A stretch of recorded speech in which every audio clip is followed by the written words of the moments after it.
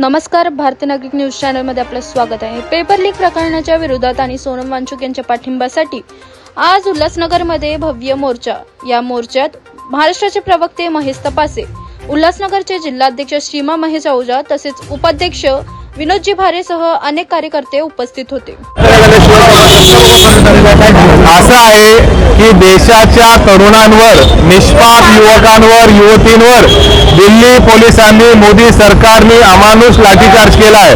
ही मुलं आमची आहेत, आमच्या मुलांच्या वयाची ती मुलं आहेत आणि ज्या पद्धतीने नीटच्या पेपरमध्ये भ्रष्टाचार झाला, नीटची पेपरफुटी झाली, त्याचा निषेध नोंदवण्यासाठी आम्ही सर्वजण जमलेलो आहे।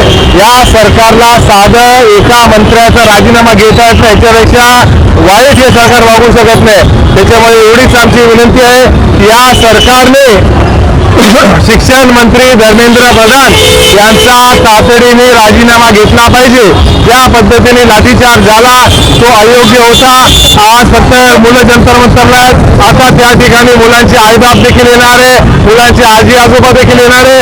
कल्याण असेल, उल्हासनगर, अंबरनाथ असेल, बदलापूर असेल, या सर्व ठिकाणी आता मुलांचे पालक रस्त्यावर उतरणार आणि त्या पालकांच्या माध्यमातून आपल्या मुलांचं भवितव्य सुरक्षित राहील या दृष्टिकोनातून सरकारला जागरूक करण्याचं काम आहे।